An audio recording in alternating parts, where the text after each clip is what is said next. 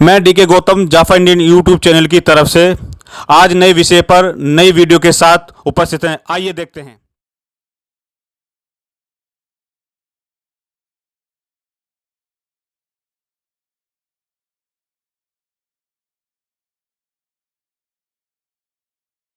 नमस्कार साथियों, अभी हम देख रहे हैं कि कोरोना महासंकट के दौरान जो है पूरे विश्व की आर्थिक अर्थव्यवस्था चरमरा गई है। लोगों के रोजी रोटी छीन गए हैं, भुखमरी की स्थिति पैदा हो गई है।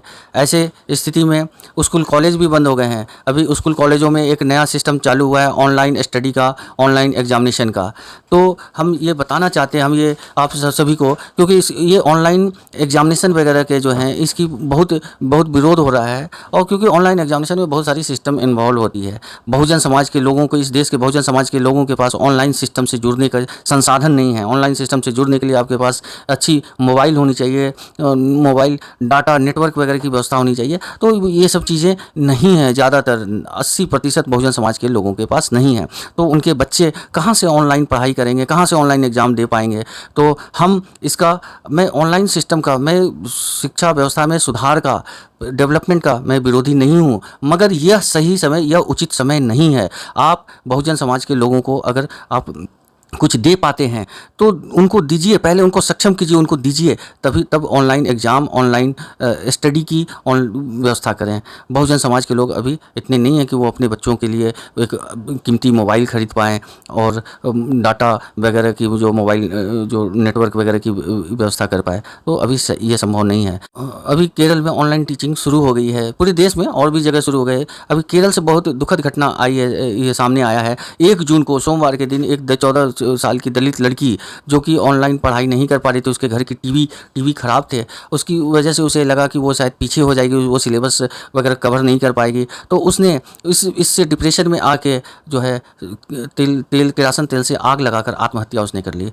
मैं किसी एजुकेशन, शिक्षा में सुधार का मैं विरोधी नहीं हूँ, मगर आप लोगों को इतनी तो सक्षम बना दें कि उनके घर पे टीवी, उनके घर पे मोबाइल हो जो है, तभी ऑनलाइन टीचिंग या ऑनलाइन एग्जामिनेशन का मज़ा आए। एक अच्छी चीज़ है कि केरल में जो सरकारी व्यवस्था जो है, वहाँ पे सरकारी जो है वो, वहाँ पे उन्होंने टेलीविज़न के माध्यम से ऑनलाइन जो है टीचिंग की व्यवस्था कर रखी है। वहाँ पे मोबाइल वगैरह की ऑनलाइन टीचिंग की ज़रूरत नहीं है, मगर बहुत सारे घरों में टेलीविज़न वगैरह भी नहीं है। तो मैं सरकार से ये आग्रह करना चाहता हूँ कि आप जो है जो व्यर्थ का खर्च करते हैं, तो उससे बेहतर है कि जो आपके स्कूलों में जो छात्र इनरोल्ड हैं, आप कोशिश कीजिए कि उनके घर तक जो है एक छोटी टेलीविज़न सेट ही उनको उपलब्ध करा दी। जो आप बहुत बारी सरकारें दिखावा करती हैं कि मोबाइल बांटने का, मोबाइल बंटता भी नहीं है, मोबाइल जल्दी ख़राब भी हो जाता है और सबको मिलता भी नहीं है और पैसा भी खर्च होता है।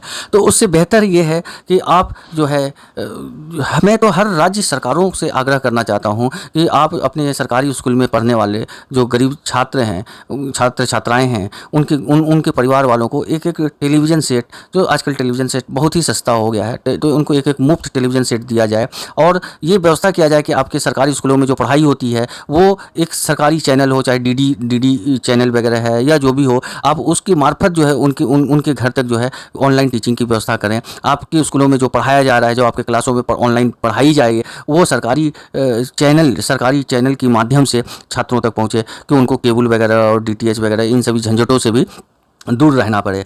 तो मैं आप हर सरकार से आग्रह करना चाहता हूँ, क्योंकि ये बहुत दुखद घटना है और सुनने में आ रहा है कि हर जगह, हर हफ्ते सुनने में आता है कि कहीं ना कहीं छात्र छात्राएं जो हैं ऑनलाइन टीचिंग को वो ये चेस नहीं कर पा रहे थे, तो उन्होंने जो है आत्महत्या कर ली, तो या आत्महत्या करने का प्रयास किया। तो मैं सभी सरकारों से आग्रह करना चाहता हूँ और बहुजन समाज के लोगों से कि आप जो है मंदिर, मस्जिद, इन सभी चीज़ों से दूर रह के अपने बच्चों के लिए जो है, ये जो है, क्योंकि देखिए हम आज हम विरोध जता सकते हैं कि भाई अभी ये सही समय नहीं है, मगर आने वाला समय ऑनलाइन टीचिंग, ऑनलाइन एग्जामिनेशंस के ही हैं और अभी चल भी रहा है, मगर ये धीरे धीरे, तो हम ज़्यादा इसका विरोध नहीं कर सकते। तो हम अपने आप को ये सक्षम बनाएं कि जो है आने वाला जो है समय है, उस समय हम पीछे ना रह पाएँ, हम समय के साथ चलें। तो मैं बहुजन समाज के लोगों से आग्रह करना चाहता हूँ कि आप अपने आप को भी सक्षम बनाएं, और हम सरकार से भी आग्रह करना चाहते हैं कि यह सही समय नहीं है। आप अपने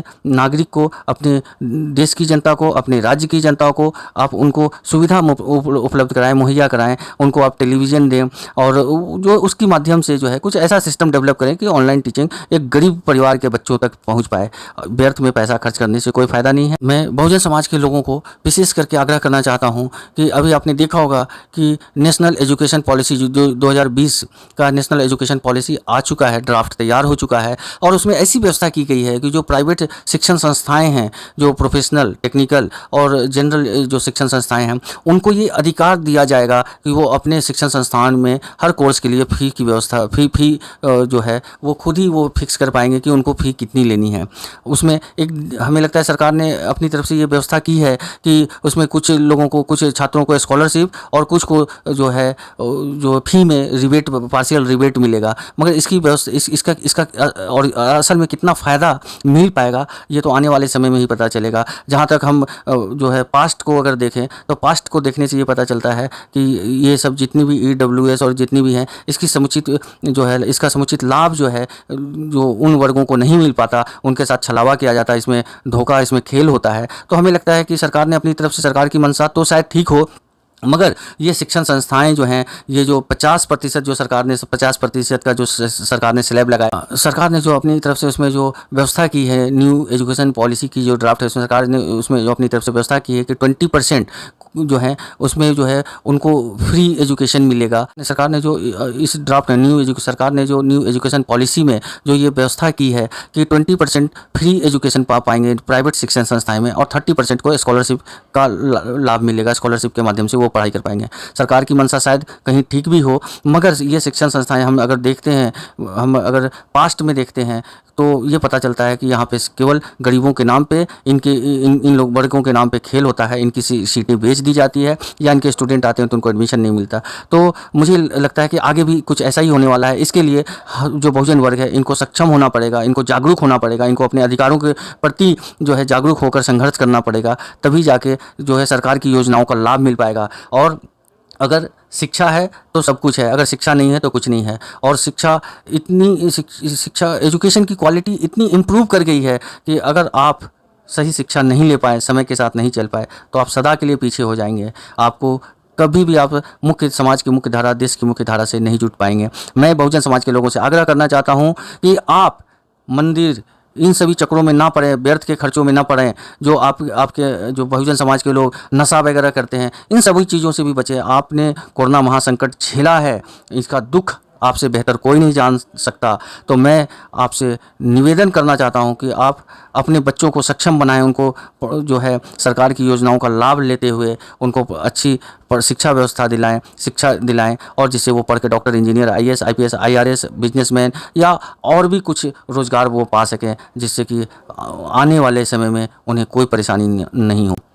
आपको बहुजन समाज के लोग, SC, ST, OBC समाज के लोग, आपको मंदिरों से दूर रहना है। आप मन को ना भटकाएं, मंदिरों से दूर रहेंगे। जिस दिन आप प्रण कर लेंगे बहुजन समाज के लोग मंदिर नहीं जाना, जिस दिन से पूरा बहुजन समाज मंदिर से अपनी दूरी बना लेगा, आप समझिए कि बहुजन समाज का काया पलट हो जाएगा और देश का भी काया पलट हो जाएगा। मगर अभी तो आप मंदिरों में जाते हैं, चढ़ावा चढ़ा के आते हैं कि आपके बच्चे का एडमिशन हो जाए। बच्चे का एडमिशन मंदिरों में जाने से नहीं होता, आपके बच्चे का इलाज मंदिरों में जाने से नहीं होता। मंदिरों में इतनी शक्ति होती तो देश में अस्पताल की आवश्यकता नहीं होती, डॉक्टर, नर्सों, पैरामेडिकल स्टाफ, टीचर, प्रोफेसर की आवश्यकता नहीं होती। सब उधर से ही पढ़ाई शुरू हो जाता, इलाज शुरू हो जाता।